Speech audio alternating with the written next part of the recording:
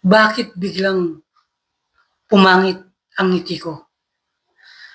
Gusto ko pong i-share sa inyo kung bakit nasira ang mga ngipin ko. Ang pagkasira ng mga ngipin, ang pag-resido, pag-atras ng gilagid, ang pagbaho ng hininga o bad breath, at ang pagkatanggal ng mga ngipin ay sintomas ng vitamin C deficiency, ang kakulangan ng vitamin C sa katawan. Ang vitamin C deficiency rin ay isang sintomas na meron kang chronic disease.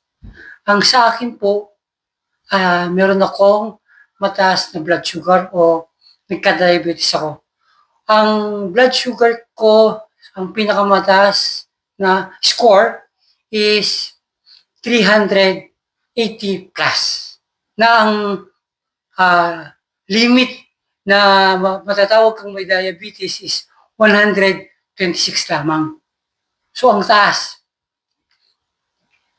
Hindi ko agad alam na mataas yung blood sugar ko. So, ang unang simptomas na nararamdaman ko noon, sumasakit lamang ang ngipin ko. Mataas yung sugar ko, yung ngipin ko sumasakit. Ang ginagawa ko, umiinom lang ako ng Mepinamic. Hindi ko alam na ito na ang simula ng pagkasira ng mga ngipin ko, ang pagkasira ng ngiti ko. So, ang pagkababa ng vitamin C ay nagre-resulta sa pagkasakit ng ngipin. Tapos susunod dyan, ang gingivitis, dumudugo po yung mga ngipin, yung mga gilagid ko. So, after that, so ako toothbrush ng toothbrush, tapos mouthwash palagi.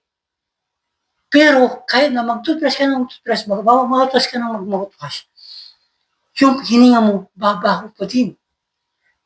Kasalanan ng vitamin C deficiency. So lumalala yan. Hanggang umabot sa pagkatras na ng gilagid.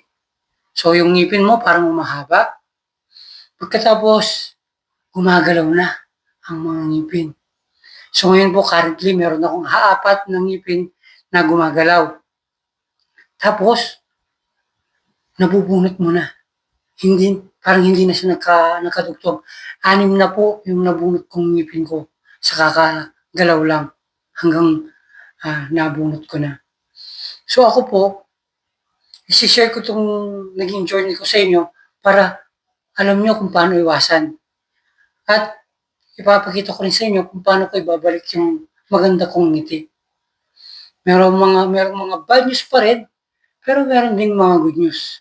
I-share ko din po sa inyo kung paano from 380 plus na blood sugar, nagawa kong 94. Ngayon, regular na yung blood sugar ko sa 95 to 105.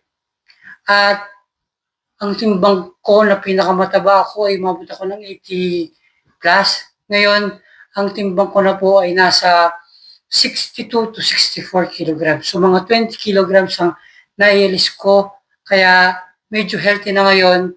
Meron na lang inaayos yung ngiti ko na lang. Thank you for watching. I will take you to my journey on living healthy.